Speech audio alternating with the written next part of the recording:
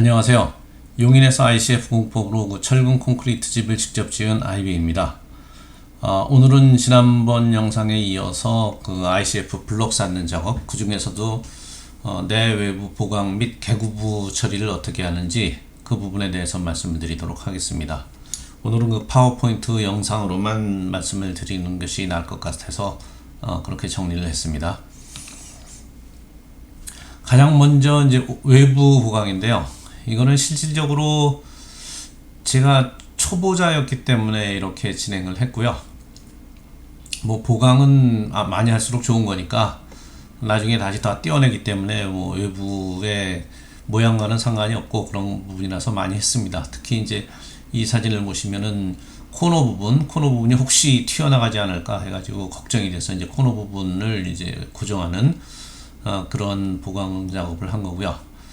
그 다음에 또 한 가지는 이 사진에는 정확하게 나와 있지 않지만, 정확하게 이 부분은 아닙니다. 그렇지만 요 부분 중에 이제 만약에 블록을 절단을 해서 이었으면은, 실질적으로는 옆면에 이제 요철이 있어서 딱 자르지 않으면은 요철이 서로 맞물려서 어긋나지 않게 돼 있는데, 자르게 되면은 그 요철이 없어지니까, 그 부분이 혹시 들뜨는 경우가 있습니다. 그래서 그런 부분에는 이제 이렇게 가로로 막대를 대 가지고 그 부분이 들뜨지 않도록 그렇게 이제 고정하는 것도 보강에 해당된다고 말씀드릴 수 있겠습니다. 그래서 이제 쭉 보면은 외부에 이제 보강을 쭉 많이 했죠. 그래서 이런 외부 보강들은 처음에 하면서 블록을 쌓으면서 할 수도 있겠지만, 콘크리트 타설 전에 이렇게 전체적으로 점검을 하면서 하는 방법이 더 옳다라고 보여지는데, 그렇게 하시면 될 것 같습니다. 두 번째로는 이제 수직 보강. 이게 이제 가장 중요한 거고 가장 어려운 부분입니다.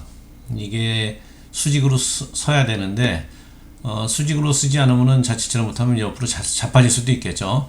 실제로 그런 일은 거의 일어나지는 않지만, 그렇지만 이제 벽 자체가 수직으로 쓰는 거는 일단 건축을 하는 데 있어서 가장 중요한 거기 때문에 수직 보강에 대해서 좀 신경을 많이 쓰셔야 됩니다. 그래서 이제 미국에서도 이 ICF 공법을 보면은 수직 보강에 대해서 굉장히 신경을 많이 씁니다. 그래서 수직 보강을 확보하기 위해서 여러 가지 장치들을 별도로 판매를 하고 하는데, 빌드블록사에서 가지고 있는 수직 보강 시스템은 여기 사진에 보시면은요, 요게 이제 빌드블록사 웹페이지에서 가져온 사진입니다. 요렇게 철물로 요렇게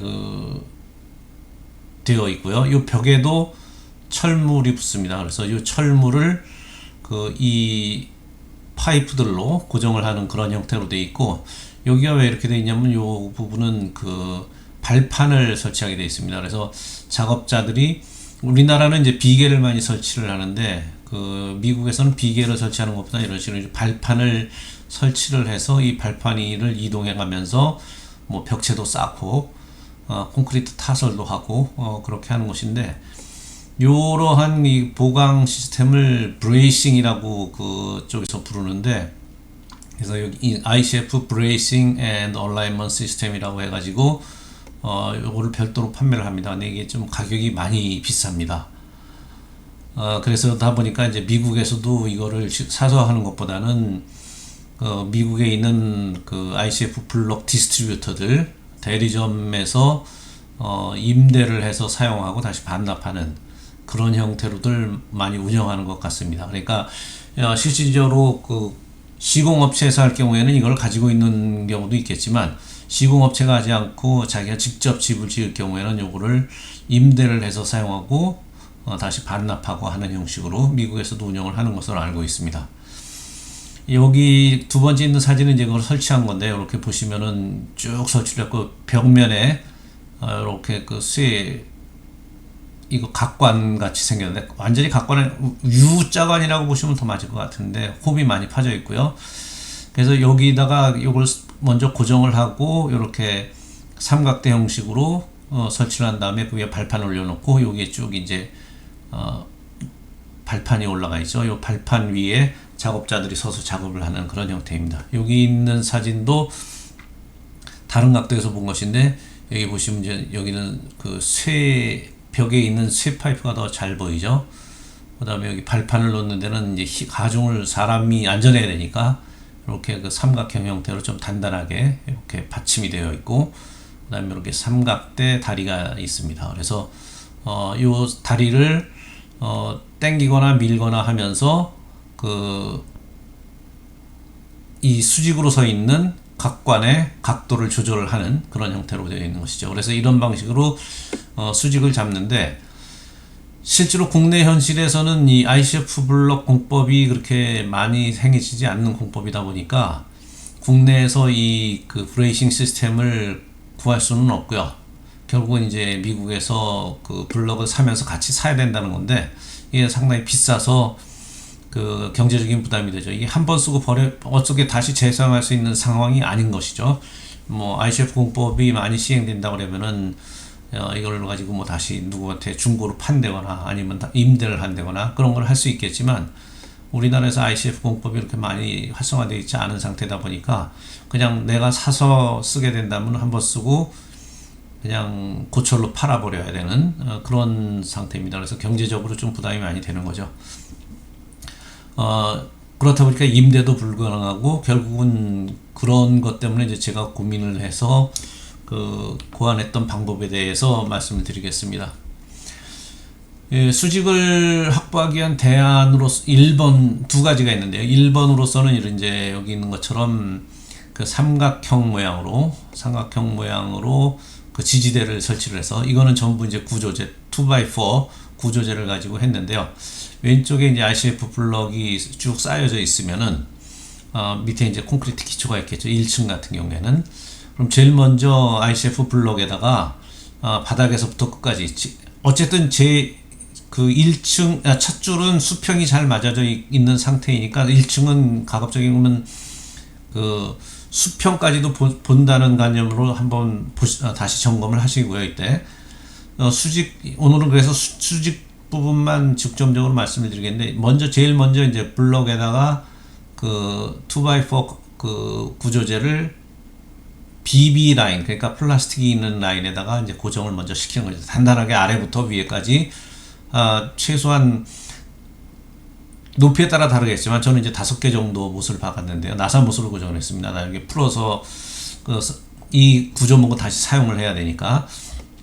그래서 5개 정도 박아서 이 1번을 고정을 하고, 그 다음에 두 번째로는 2번을 여기다가는 그 1번과 교차되는 지점에는 나사못을 1개만 박았습니다. 이게 그 약간 움직여야 되는 부분이 있기 때문에요. 그래서 2번을 콘크리트 못을 사용해서 콘크리트 기초에다가 박았습니다. 이제 제가 지난번에 보여드렸던 공구 중에 그 CT64라고 되어 있는 것, 그거 같은 경우에는 그 콘크리트 못도 박을 수 있습니다. 그래서 콘크리트 그 타카를 이용을 해서 콘크리트를 기초에다 박고, 그 다음에 이제 3번이 이제 가장 중요한 거죠. 3번이 이제 대각선 방향으로 고정을 하는 건데, 먼저 뭐 1번에다 고정을 한 다음에 나사못으로 여기도 마찬가지 하나만 박습니다. 하나만 박아서 고정을 한 다음에 레이저 수평계로 수직을 잡아가면서 요거를 밀거나 오른쪽으로 이동시키거나 왼쪽으로 이동시키거나 하면은, 이쪽으로 이동시키면 이제 이쪽으로 눕겠죠. 그 다음에 당기게 되면 쓰고, 뭐 그런 식으로 해서 여기다 고정을 하는 겁니다. 그래서 수직이 된 상태에서 고정을 시키고, 이제 더 이상 수직이 확보가 됐으면 더 이상 움직이지 않게 요 교차점에다가 추가로 나사못을 박아가지고 완전히 고정을 하는 그런 형태로 했습니다. 그래서 순서는 1번으로 블럭에다가 먼저 구조목을 대고, 2번으로는 콘크리트 기초에다가 구조목을 고정을 하고, 이거는 이제 완전히 먼저 고정이죠. 그 다음에 이제 가변적으로 3번을 설치를 하면서 각도를 맞춘 후에 완전 고정, 이런 4가지 공정으로 이제 방법을 디자인을 해서 사용을 했습니다. 그래서 이제 여기 있는 사진이 제가 이제 만들어 가지고, 그러니까 여기 수직으로 구조목이 다 있고 수평으로 돼 있고 그 다음에 대각선으로 돼 있고 이런 식으로 했고요. 보시면 아까 말씀드린 외부뿐만 아니라 내부에도 이렇게 보강을 한 흔적이 좀 군데군데 보입니다. 그런 식으로 하게 되면 이제 이 직선도 그 상당히 잘 잡힙니다. 여기에도 이제 이렇게 중간중간에 있는데 이거는 이제 중간에 찍은 건데 중간에 상당히 여러 개를 더 설치를 했기 때문에 나중에 이 사진이 다시 한번 나올 텐데 그렇게 이 수직이 잘 잡히면 제일 첫 줄에서 수직이 그 수평도 잡혀 있고 첫 줄은 그 먹줄 라인을 따라서 했기 때문에 이 직선이 되어 있거든요. 근데 이제 쌓아가다 보면은 이 직선이 흐트러지는 경우가 있는데 수직을 잡게 되면은 1번 줄에서부터 올라온 수직이기 때문에 이것도 이제 자연스럽게 맞아가는 거죠. 그래서 이런 그 직선을 그 확보하는 것도 그 동시에 이루어지는 그런 장점이 있습니다.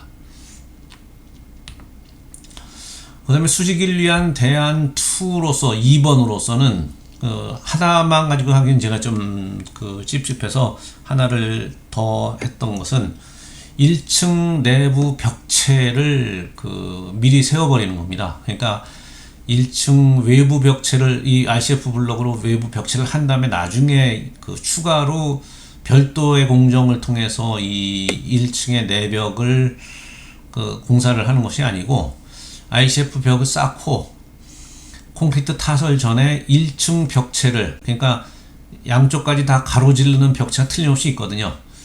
그런 벽체를 미리 세워버리는 거죠.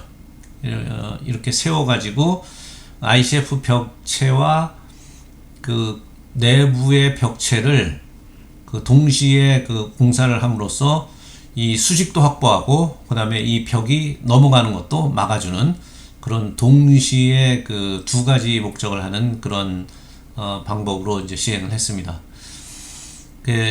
여기 보시게 되면은 여기 그 두 번째 사진에서 오른쪽에 있는 요게 이제 내부 벽체를 쭉 세운 거가 되겠고요. 이것도 전부 그 강목, 그러니까 구조목이 2x4 구조목이 수직으로 서 있는 건 전부 내부 벽체 공사를 한 것들입니다. 이제 제일 밑에 있는 사진을 보시면은 블록을 쌓아놓고 내부 벽체들을 쭉 미리 다 설치를 해가지고 곳곳에 그 고정을 시킨, 이렇게 하게 되면 이제 벽이 넘어가는 것도 방지를 하고 수직도 동시에 확보하는 이 두 가지를 동시에 할 수 있죠. 근데 이제 단점이 있습니다. 이거는 내부 벽체가 이제 촘촘하게 있지를 않다 보니까 이게 그 중간 부분, 벽체와 그 벽체 중간 부분이 상당히 멀게 되면은 그 중간 부분에서는 수직도 틀어질 수 있고 또 이제 자빠질 수도 있고 그럴 가능성이 동시에 존재하기 때문에 이렇게 벽체와 벽체 사이가 먼 경우에는 1.8m를 넘지 않는 한도 내에서, 이 1.8m라는 수치는 제가 그 빌드 블록사에 브레이싱 시스템을 설치하는 간격이 1.8m로 되어 있었어요. 그래서 이제 거기서 따왔는데 1.8m를 넘지 않는 그 간격으로 이 제가 고안한 삼각형의 그 지지 시스템을 설치를 하는 거죠. 여기 보시면 제일 위의 사진에서도 중간중간에 이렇게 있는데 요 중간에 아마 이게 두 번째 거 세 번째 거 좀 멀기 때문에 요 중간에 하나를 더 세웠을 겁니다. 그래서 1.8m를 넘지, 상당히 많이 세워야 되거든요. 1.8m가 넘지 않도록 해가지고 이것을 그 세우는 그런 식으로 했습니다. 그래서 이러한 그 대안 두 가지를 통해 가지고 벽체가 그 수직으로 제대로 타설될 수 있도록 그렇게 준비를 한 것이죠. 다음으로 이제 개구부입니다. 개구부 같은 경우에는 그 미국에서 시행하는 방식은 이제 창문 같은 경우에 특히 이렇게 이제 제일 위에 있는 사진처럼 목재로 이렇게 그 틀을 짜서 끼우는 방식이 하나가 있고요. 그 다음에 두 번째로는 그 ICF 블록 회사에서 빌드벅, 이 빌드블록사에서는 빌드벅이라고 하는데 요 블록과 블록 사이에다가 끼우는 시스템입니다. 그거는 완전히 그 장점이 뭐냐면 이 빌드벅 같은 경우에는 열교를 완전히 없애주는 거죠. 이 위에 있는 목재로 만든 창틀 같은 경우는 목재가 외기에 직접적으로 노출이 되기 때문에 열교가 발생을 하는데 이 빌드벅 시스템으로 하게 되면은 이 부분에 그 열교를, 그러니까 창틀 부분에서 오는 열교를 차단할 수 있습니다. 물론 창틀 자체가 가지고 있는 열교는 차단할 수는 없지만 창문 이외에, 창문에서 제공되는 창틀 이외에 열교는 없애준다는 그런 장점이 있습니다. 근데 이제 저는 이 방법을 사용하지는 않았고요. 이유는 그 빌드벅을 그 주문해서 이제 그 실어오기에 충분한 공간이 사실상 컨테이너에 없었습니다.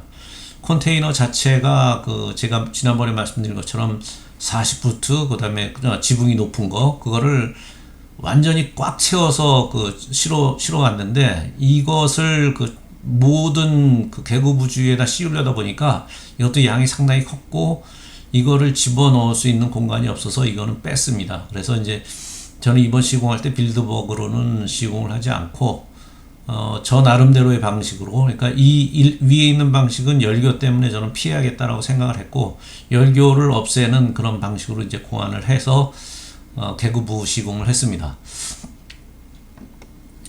여기 오른쪽에 이제 제가 했던 거를 그 요약해서 말씀을 드리겠는데, 창문과 현관문을 설치할 때 이제 고정이 용이하도록 목재로 하는 것이 이제 그 좋겠죠.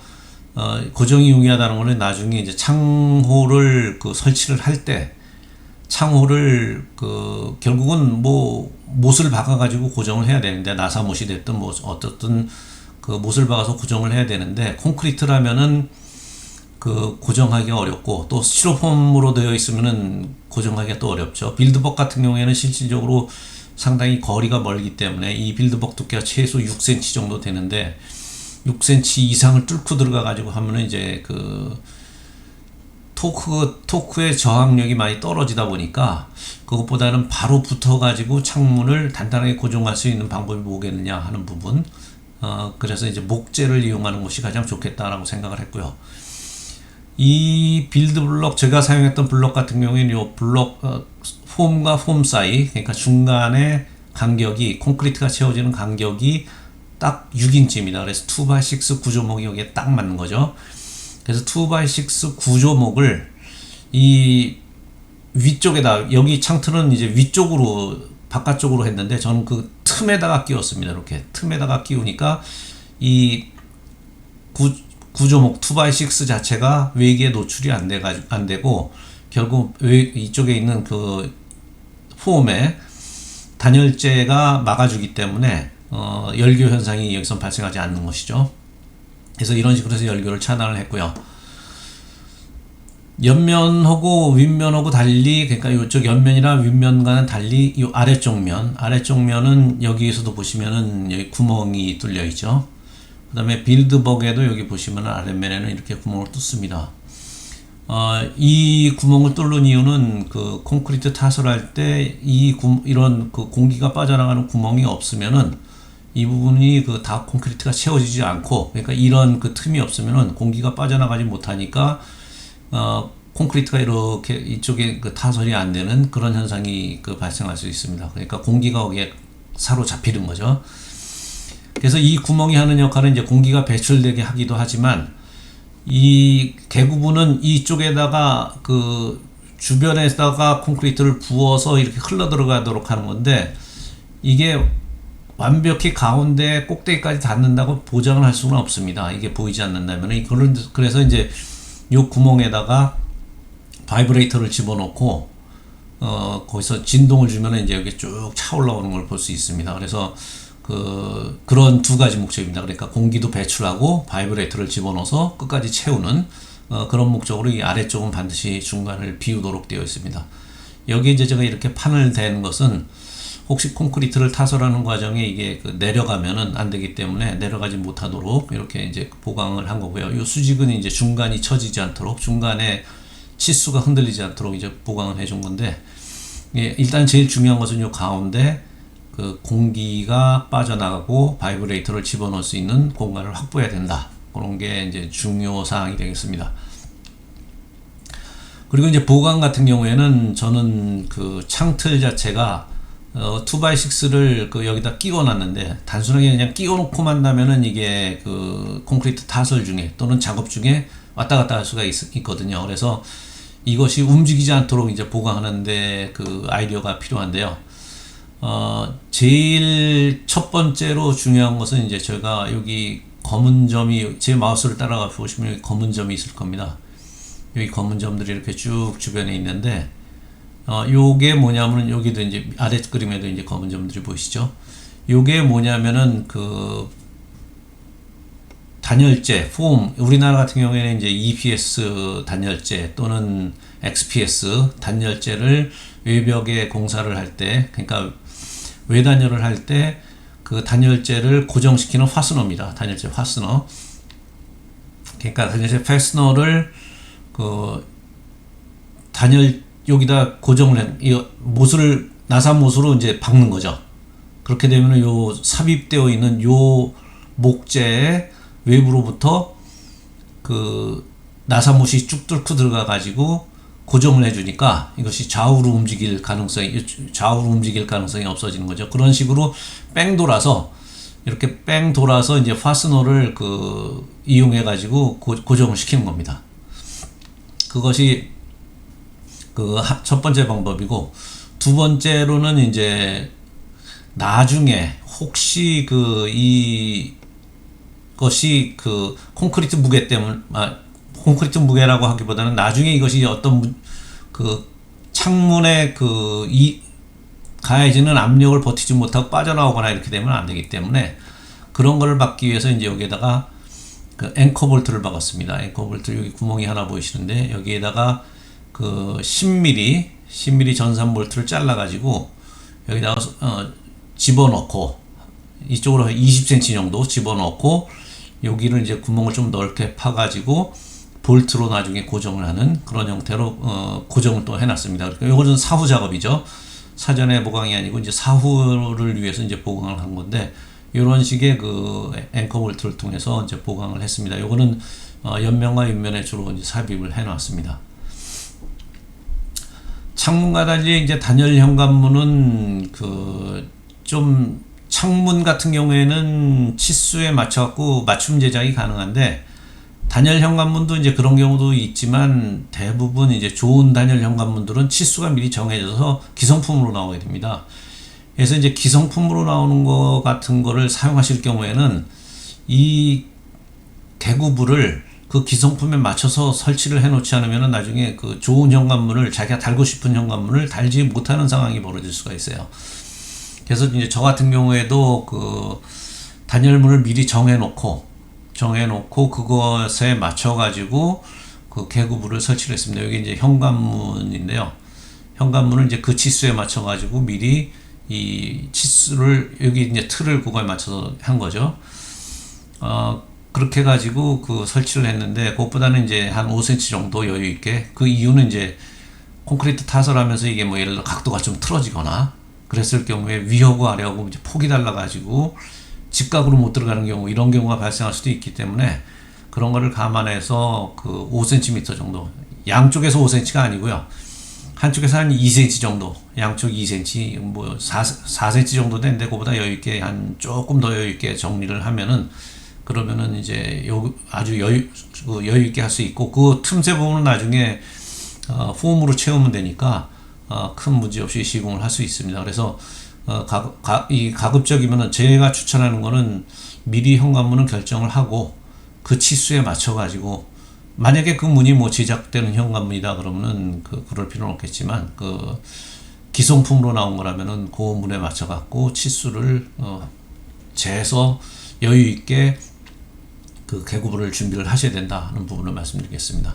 제가 이 사진을 보면서 한 가지 이제 빠뜨린 게 있어서 윗부분에 이제 가세 부분을 빠뜨렸는데, 항상 요 그 창틀을 만드실 경우에는 요 가세를 대 가지고 직각이 틀어지지 않게, 이 직각이 틀어지면 나중에 굉장히 골치 아픕니다. 그래서 직각이 틀어지지 않게 이제 가세를 대 가지고 보강을 하는 것도 꼭 잊지 않으셔야 될 것 같습니다.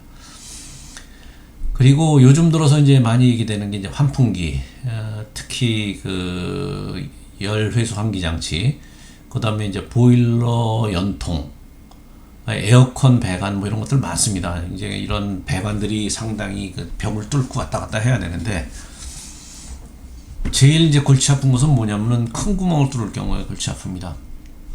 가장 대표적인 게 환풍기 배관하고 그 다음에 보일러 연통 이런 것들은 이제 그 구멍이 대개는 100mm 그러니까 10cm 직경이 10cm 정도 되고 열애상기장 같은 경우에는 15cm 넘는 것도 있습니다. 그래서 이거 외에도 그 미리 그 업체에서 어떤 거를 쓸지를 결정한 다음에 그거에 맞는 그 구멍을 뚫는 것이 좋은데 왜 사전에 뚫는 것이 좋으냐에 대해서 말씀드리면은 이거 사후에 뚫을 수도 사실은 사후에 뚫을 수도 있는 방법이고 요즘은 이제 사후에도 많이 뚫고는 있는데 공구들이 좋아서 이제 뚫기는 하는데 이 ICF 공법 같은 경우는 이제 수직근이 30cm 간격으로 이제 들어가는 경우가 대부분이거든요. 30cm 간격으로 배근이 돼 있는데 그 부분을 피해서 그러니까 수직근이 없는 부분에다가 타공하는 것이 굉장히 어렵습니다. 일단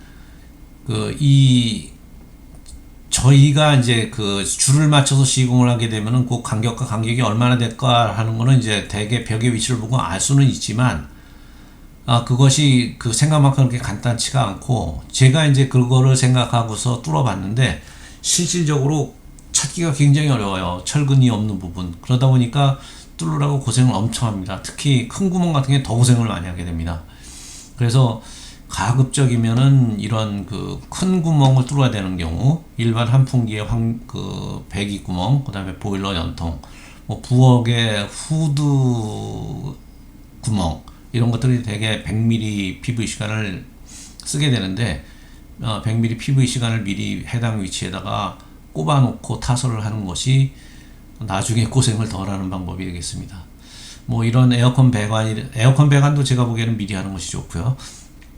그렇지만 전선관 같은 경우에는 뭐 나중에 뚫어도 되는데 뭐 어차피 그 설치를 하는 거라면은 미리 그 이런 전선관도 매립을 해 놓으면은 그러면은 나중에 그 힘을 덜 들이고 그다음에 고생을 덜 하는 그런 그 방법이 되겠습니다.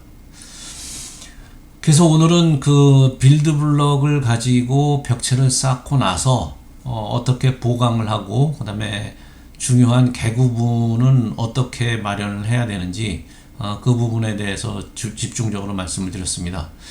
다음번에는 그 직접 이제 콘크리트 타설을 할 때 어떤 주의사항이 있고 그 다음에 어떤 사전 점검을 해야 되는지 그런 부분에 대해서 말씀을 드리도록 하겠습니다. 감사합니다.